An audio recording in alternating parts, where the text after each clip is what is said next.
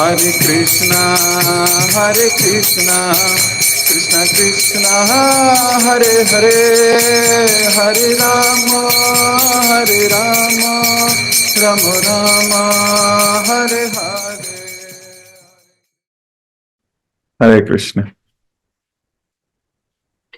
जय जय श्री चैतन्य, जय हो नित्यानंदा,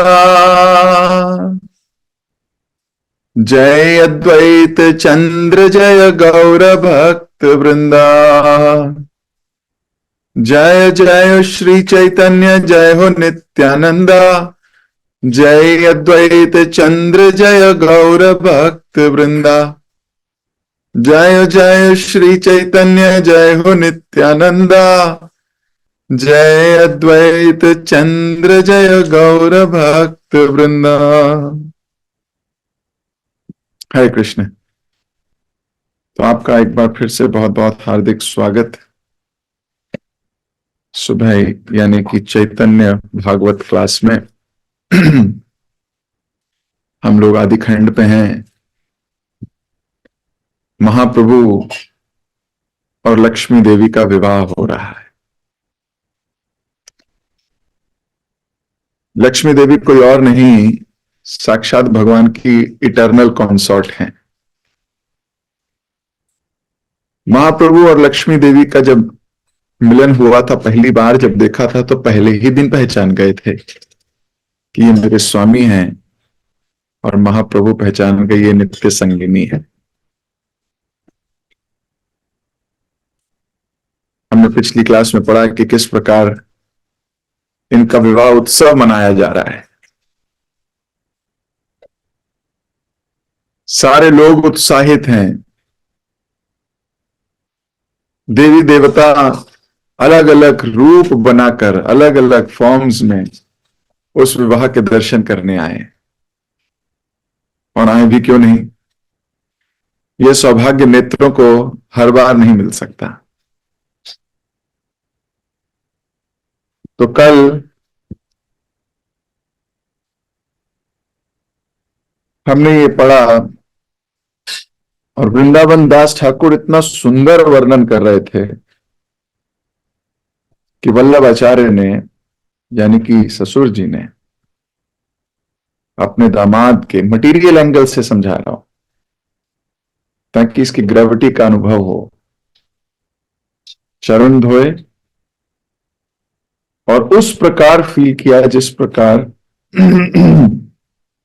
ब्रह्मा जी सृष्टि का निर्माण करने के लिए इन्हीं चरण कमलों का आश्रय प्राप्त करते हैं, इन्हीं की पूजा अर्चना करते हैं। और वल्लभाचार्य ने अपनी पुत्री को भगवान के हाथों में सौंप दिया। यहां तक हमने कल पढ़ा था।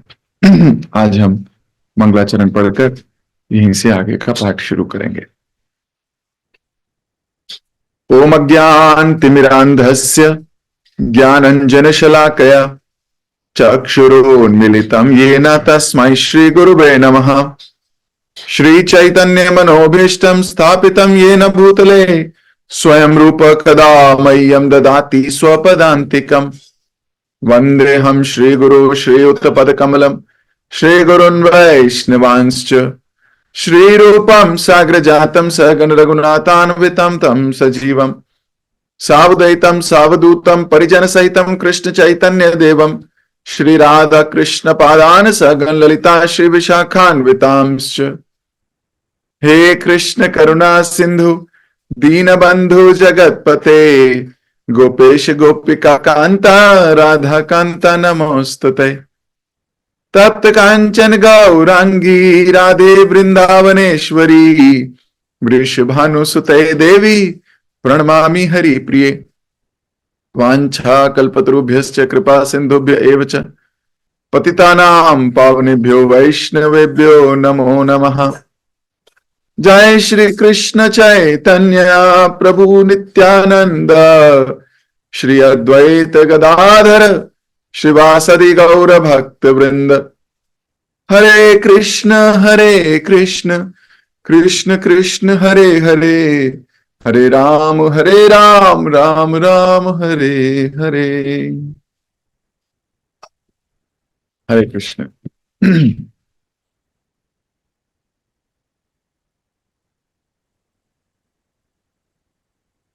तब वल्लभ आचार्य ने अपनी पुत्री भगवान के हाथों में सौंपी और हृदय में अवर्णनीय सुख का अनुभव किया। उस रात्रि महाप्रभु वल्लभाचार्य के घर पर ही विश्राम किए। अगले दिन प्रातः निमाई लक्ष्मी देवी के साथ अपने घर लौट आए। वे दोनों पालकी में बैठे थे और उन्हें देखने के लिए भारी भीड़ एकत्रित हो गई थी। वे दोनों विविध फूलों, स्वर्ण आभूषणों तथा रत्न जड़ित मुकुट से सजे हुए थे।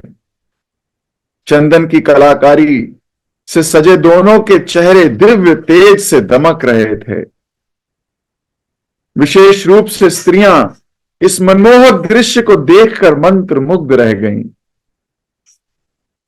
एक स्त्री ने कहा, इस लड़की ने निश्चित ही निष्ठा पूर्वक दीर्घ काल तक शिव पार्वती की आराधना की होगी, अन्यथा ऐसा स्वर्ण सर्वगुण संपन्न पति मिलना संभव नहीं है। मुझे तो यह लगता है कि एक शिव है और दूसरी पार्वती। जिसकी आस्था जहां है वो उसको उस प्रकार से जोड़ता है। एक अन्य स्त्री ने कहा, मुझे लगता है ये दोनों या तो इंद्र शची हैं अथवा मदन और रति हैं। या तो कामदेव और उनकी पत्नी है या इंद्र की पत्नी शची, इंद्र और शची है। एक और स्त्री बोल उठी, नहीं नहीं, ये दोनों तो लक्ष्मी नारायण प्रतीत होते हैं। एक अन्य स्त्री ने कहा, मेरी समझ में तो ये सीता राम जैसे हैं। इस प्रकार इस दिव्य दंपति को देखकर सब स्त्रियां अपने अपने मत दे रही थीं। उन सब के चित्त आश्चर्य और हर्ष से भरे थे। हर व्यक्ति अपनी अपनी समझ, अपनी अपनी योग्यता, अपना अपना आकर्षण, अपना अपना ज्ञान के अनुसार अनुमान लगाता है। और ये जो अनुमान लगाने की आदत है, ये बड़ी गहरी आदत है। जब हम बहुत ज्यादा हर चीज को देख के एनालाइजिंग स्पिरिट, हमारे शास्त्र कहते हैं over analysis can lead to thought paralysis. जब ज्यादा एनालाइज करोगे तो आपके विचार को पैरालिसिस, लकवा मार जाएगा। वो उसके आगे जाएंगे ही नहीं, वो वहीं फंस जाएंगे। खैर, यहां स्त्रियां अपना अपना अंदाजा लगा रही हैं कि कोई कह रहा है ये शिव पार्वती है,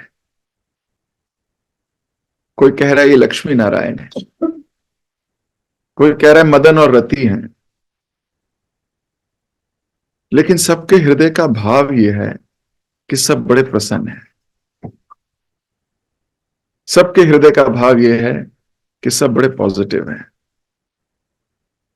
सब इन दोनों को देख के मंत्र मुग्ध हैं। जाहिर सी बात है, भगवान और भगवान की पत्नी दोनों को एक साथ देख पाना बहुत बड़ी बात है। और हमारी परंपरा में तो युगल जोड़ी की सेवा करने का विचार है। परंपरा ही यही है, ना कृष्ण अकेले और ना ही राधा रानी अकेली। ना तो राधे राधे ना कृष्ण कृष्ण, इट इज राधे कृष्ण है। युगल जोड़ी, दोनों की युगल जोड़ी की उपासना करने का परंपरा है। तो इसको समझने की आवश्यकता है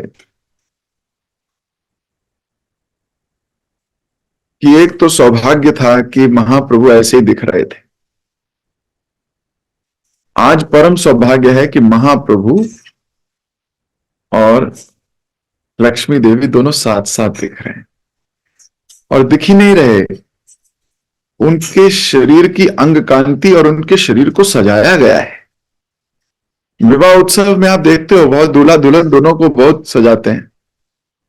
पहले जमाने में तो सखियां सजाया करती थी, आजकल पार्लर सजाता है और वो खूब मेकअप वेकअप करके पूरा स्त्री ही बदल जाती है। अच्छी बात है। यार ये वही है, अच्छा वही है तो और खूबसूरत बनाया जाता है। तो यहां लिखा गया चंदन से, है ना, उनको सजाया गया था। कोई मेकअप किट नहीं थी। Chandan was the makeup kit, natural. और वैसे ही जो व्यक्ति बहुत सुंदर हो उसको बहुत सारी चीजों की आवश्यकता नहीं होती, वो तो हर चीज उसके ऊपर खिल जाती है। सच्ची बात है। और फिर यहां तो भगवान की बात की जा रही है। महाप्रभु भी इतने सुंदर लग रहे हैं और लक्ष्मी देवी भी बहुत सुंदर लग रही। महाप्रभु संध्या समय अपनी नव विवाहिता को लेकर घर पहुंचे। पूरा वातावरण मधुर संगीत, हंसी तथा उच्च स्वर में की जा रही चर्चाओं से भरा था। सची माता ने दूल्हे दुल्हन का स्वागत किया और उन्हें भीतर ले आई। यहां वहां भागदौड़ करते हुए उनके आनंद की आज कोई सीमा नहीं है। लोगों को उपहार देते तथा मधुर ध्वनि में उनसे बातें करते हुए वे बहुत व्यस्त थीं। तो विवाह में जनरली एक दूसरे को कुछ गिफ्ट दिया जाता है और बहुत खुश होने के नाते जब बात भी करते हैं व्यक्ति एक दूसरे से तो बड़ी प्रसन्नता से हो रही होती है बात, खुशी खुशी ना, चेहरे की खुशी झलक रही होती है। शची माता ने देखा कि उनका घर एक अलौकिक तेज से भर उठा है, क्योंकि आज लक्ष्मी देवी जो भगवान नारायण के पास अपने योग्य स्थान पर आ चुकी थी। सची माता ने वह तेज घर के भीतर ही नहीं अपितु बाहर भी देखा। कई बार उन्हें अपने पुत्र के निकट वह तेज दिखाई देता और अगले क्षण देखने पर वह लुप्त हो जाता। कई बार उन्हें दिव्य फूलों की सुंदर सुगंध आती। इन सब का अनुभव करके सची माता का मन आश्चर्यचकित रह गया। तो कई बार वो एकदम तेज दिखता, कई बार गायब हो जाता। कई बार फूलों की खुशबू आती, जैसे किसी ने फूल बरसाए हों, लेकिन वो दिखते नहीं। आश्चर्यचकित थी, हो क्या रहा है। सची माता सोचने लगी, अब मुझे इन सब का कारण समझ आ रहा है। हो ना हो मेरी बहू स्वयं लक्ष्मी देवी का अवतार अथवा उनका विस्तार है। अब समझ में आने लगा उनको कि जरूर इसके पीछे कोई और रीजन है। जरूर ये कोई और नहीं, स्वयं लक्ष्मी देवी है या उनका कोई अंश। इसलिए मुझे कई बार अपने घर में अलौकिक तेज दिखाई देता है और कई बार दिव्य सुगंध आती है। प्रतीत हो रहा है कि हमारे घर में अब तक बैठी दरिद्रता और दुख कहीं दूर भाग गए। तो सौभाग्य का उदय कुछ अच्छे लक्षणों से होता है। तो माता सोच रही है कि लगता है अब सारी दरिद्रता, सारे दुख, सारे कष्ट चले जाएंगे। लक्ष्मी का आगमन हो गया है। इस प्रकार सची माता के मन में अलग अलग विचार उठते रहे, परंतु उनके घर में रह रहे भगवान गौरांग ने कभी उनके सम्मुख अपना वास्तविक स्वरूप प्रकट नहीं किया था। गौरांग महाप्रभु ने अपना असली रूप अभी तक मां को नहीं दिखाया। अपनी युवा अवस्था में श्री गौर सुंदर ने एक विद्वान पंडित के रूप में अपनी लीलाएं दिखाई, परंतु उन्होंने अपनी वास्तविक पहचान को छिपाए रखा। भगवान ने अपने वास्तविक स्वरूप को भी छुपा के रखा है। अभी सिर्फ विद्वान, विद्यार्थी, पंडित नजर आ रहा है। अभी किसी को नहीं पता, एटलीस्ट मां को तो नहीं पता कि ये कोई और बालक नहीं है, स्वयं परम पुरुषोत्तम भगवान है जो उनके घर आए। अभी तो वो उनको एक सामान्य बालक जिसकी बुद्धि तेज है यही समझ रही हैं। उनके दिव्य शरीर का अंग प्रत्यंग सुंदरता की पराकाष्ठा था। भुजाएं घुटनों तक लंबी थीं। उनके अति सुंदर नेत्र कमल की पंखुड़ियों से भी अधिक सुकोमल एवं सुंदर थे। उनके आकर्षक होंठ अद्भुत लालिमा से युक्त थे, मानो पान चबाने से लाल हुए। उनके देह उत्तम वस्त्रों से सजी रहती थी। सदैव आनंदित मन से वह अपने शिष्यों एवं मित्रों के साथ भ्रमण किया करते और अपनी प्रखर बुद्धि से उनका मनोरंजन करते।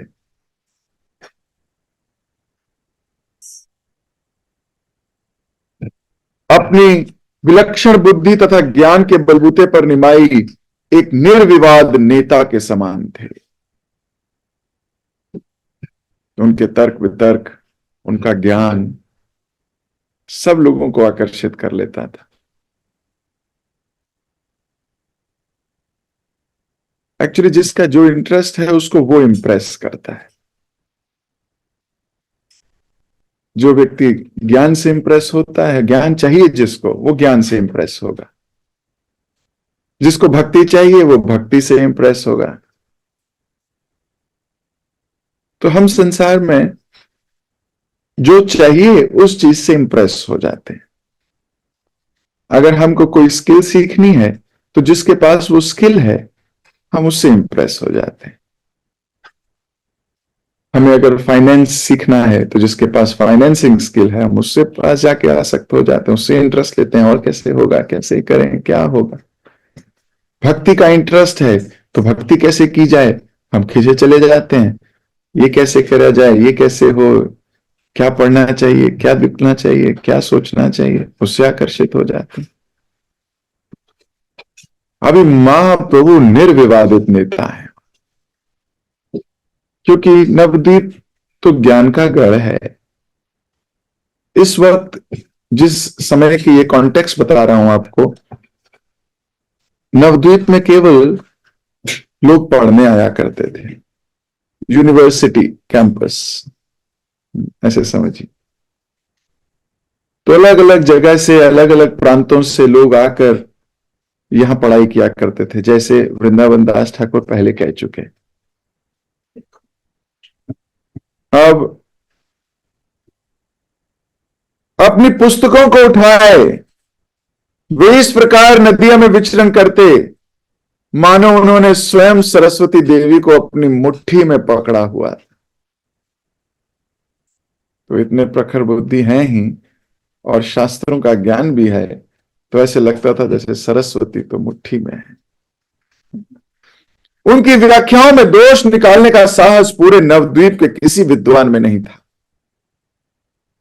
अत्यंत पुण्यवान तथा सौभाग्यशाली ब्राह्मण गंगादास पंडित ही निमाई के साथ शास्त्र चर्चा करने की योग्यता रखते थे। गुरुदेव हैं, केवल वही रख सकते हैं। नवद्वीप के भिन्न भिन्न लोग निमाई को भिन्न भिन्न भाव से देखा करते। अपने परिवार एवं घर से आसक्त संसारिक लोग उन्हें परमेश्वर रूप में देखते। आश्चर्यचकित होकर सोचते कितनी अद्भुत बात है कि जिस किसी के घर पर इसकी कृपा दृष्टि होती है वह फलने फूलने लगता है। स्त्रियां उन्हें परम आकर्षक कामदेव के रूप में देखती। नास्तिक के हृदय में निमाई साक्षात मृत्यु के रूप में देखकर भय से अंकित हो उठते। तो हर प्रकार का व्यक्ति है और हर प्रकार के व्यक्ति का अपना देखने का एक स्तोत्र।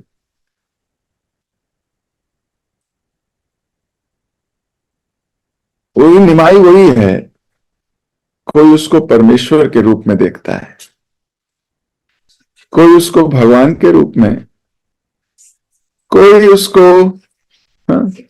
नास्तिक जो हैं, जिनमें आस्था नहीं है, ईर्ष्या है, वो मृत्यु के रूप में देखते थे। भर डर लगता था कि ये तो बहुत भयंकर है। हमारी सोच, हमारा परसेप्शन हमें चीजें दिखाती है। एक चाकू जब कोई डाकू देखता है तो उसको एक शस्त्र दिखता है।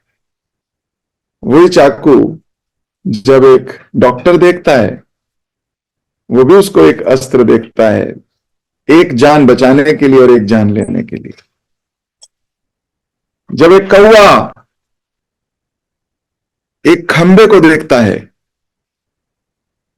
तो कौवा खंबे को देखता है, एयरपोर्ट आ गया, मुझे यहां लैंड करना है। एक कुत्ता जब लैंप पोस्ट को या खंबे को देखता है, तो वो सोचता है मेरा टॉयलेट आ गया, यहां मुझे, ये मेरा मूत्रालय है, यहां पे हम, ये टॉयलेट समझता है उसको। एक मनुष्य जब खंबे को देखता है तो वो देखता है यहां से लाइट मिलती है, ऊपर बल्ब लगा है, लाइट मिलेगी। खंबा तो एक ही है, देखने के नजरिए अलग अलग है। एक बुद्धिमान जीव इसकी वास्तविकता को समझता है। ऐसे ही कोई परिस्थिति परिस्थिति एक वीक माइंड किसी परिस्थिति को देखता है तो वो उसे प्रॉब्लम समझ लेता है, ये प्रॉब्लम है।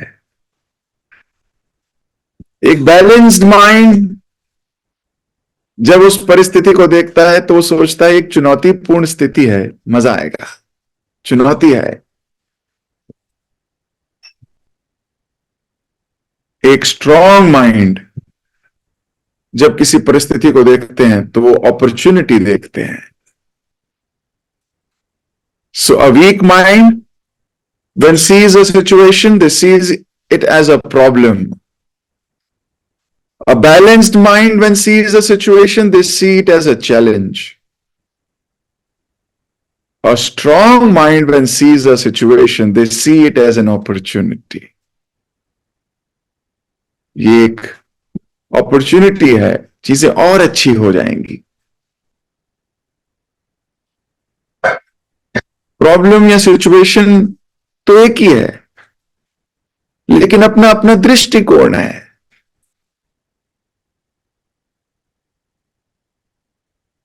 जो शास्त्र विद्या में, ज्ञान में, जिसने स्पिरिचुअलिटी को पी के, स्पिरिचुअलिटी स्पिरिचुअल विजन आ गया है जिसका, स्पिरिचुअल विजन वाला व्यक्ति उस परिस्थिति को अलग तरीके से देखेगा। भौतिक विजन वाला व्यक्ति उस परिस्थिति को अलग विजन से देखेगा। इन दोनों में क्या अंतर है?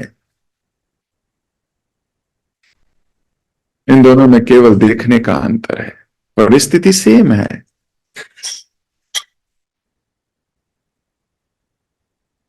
So we should develop a vision. Vision. तो जब हम भक्तों के संग में आते हैं तो हमारा विजन बदलता है। भोगने के विजन से हटके सेवा करने का विजन आता है। मेरे लिए अच्छा, मेरे लिए अच्छा, मेरे लिए अच्छा छोड़ देते हैं हम। भगवान के लिए अच्छा, भगवान के लिए अच्छा, भगवान के लिए अच्छा, ऐसा सोचने लगता है। विजन ही चेंज हो जाता है। अपने नुकसान, अपने फायदे की बात मटेरियल विजन है। ठीक बात है। When person develops spiritual vision, he does not care of his नुकसान और his material फायदा। हम प्रभुपाद जी के जीवन से सीखते हैं। वो समय बुढ़ापे का उनके लिए ही था। लोग तो बुढ़ापे में बोलते हैं मेरे बच्चे मेरी सेवा करेंगे, मेरी लाठी बनेंगे, मेरे साथ रहेंगे। तो यानी कि वो समय उसे सहायता की आवश्यकता है दूसरों की। विजन ये है, इस संसार में लोग पुत्र कामना करते हैं, पुत्र कामेष्टि यज्ञ करते हैं, बहुत कुछ करते हैं। किस लिए चाहिए? ताकि बुढ़ापे में कोई उनकी सहायता करे। ये नहीं पता कि बूढ़े होंगे भी कि नहीं, पहले संसार से चले गए, क्या करेंगे। लेकिन फिर भी कामना करते हैं पुत्र हो, ध्यान रखेगा। अपने लिए सोचते हैं, अपने लिए, जीवन की हर स्टेज में। लेकिन प्रभुपाद जी ने अपने लिए नहीं सोचा। लगभग 70 साल की आयु में प्रभुपाद जी निकल पड़े दूसरों के लिए सोचने में।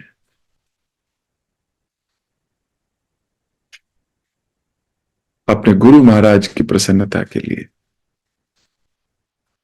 अगर मैं आपसे पूछूं आइडियल बुढ़ापा बताओ, तो आप में से कोई कहेंगे बुढ़ापा में क्या करेंगे, वृंदावन बैठेंगे, वहां बैठ के राधा श्याम सुंदर के दर्शन करेंगे, अपना जीवन भक्तों के साथ बैठ के जप करते हुए, संकीर्तन करते हुए इत्यादि। ऐसे भावना कई कई लोगों में आती है। सही है कि गलत है अभी वो नहीं कह रहा, अभी तो केवल विचार कर रहे हैं। तो इस दृष्टि से देखा जाए तो प्रभुपाद जी के पास तो ये सब था।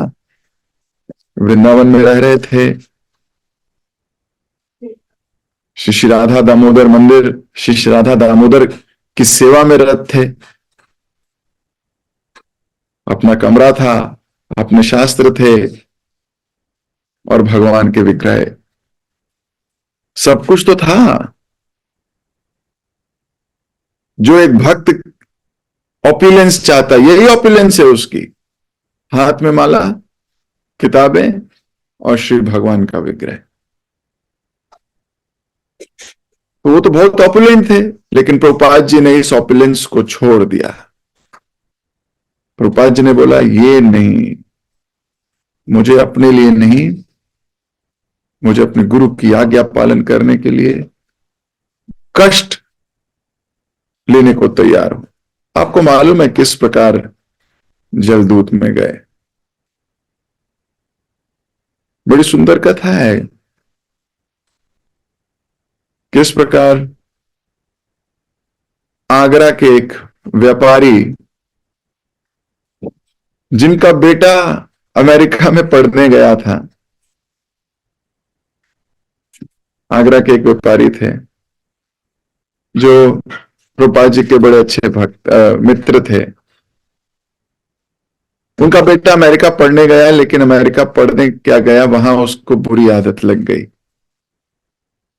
उसने वहां की एक स्त्री से विवाह भी कर लिया।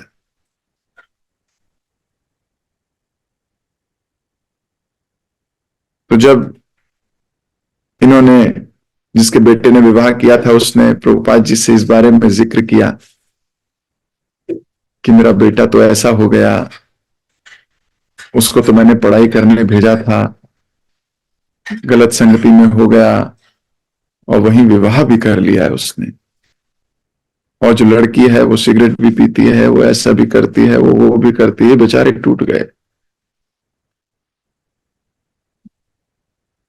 प्रभुपाद जी ने उनको कहा, उनको बोलो मेरे को इनवाइट भेजें अमेरिका का, मैं जाके उनको सुधारूंगा,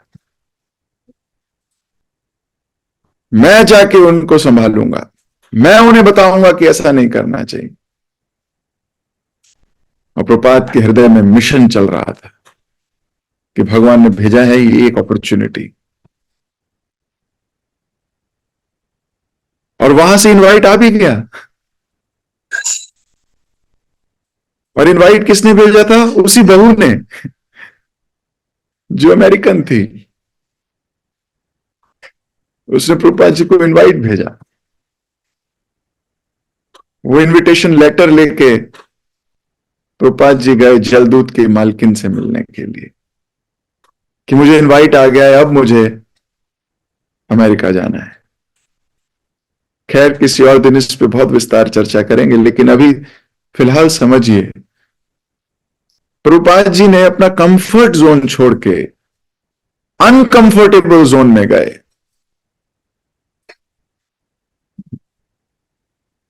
और कोई सपोर्ट नहीं।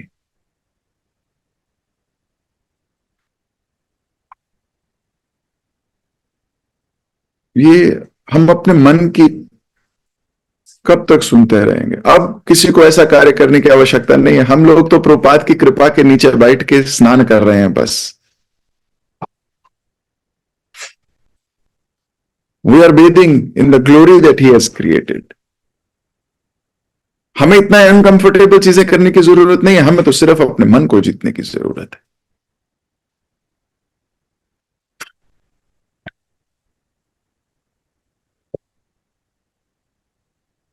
तो परसेप्शन, परसेप्शन, किसी को कुछ दिखता है, किसी को कुछ दिखता है। प्रभुपाद जी को अपॉर्चुनिटी दिखी। A strong mind will see an opportunity,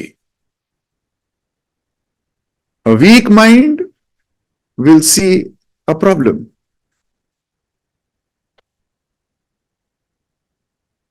तो मैं अपनी वाणी को यहीं विराम दूंगा। आगे की चर्चा अगली क्लास में करेंगे। जगत गुरु शिल प्रभुपाद की जय, शिल वृंदावन दास ठाकुर की जय, श्री चैतन्य भागवत की जय। हरे कृष्ण।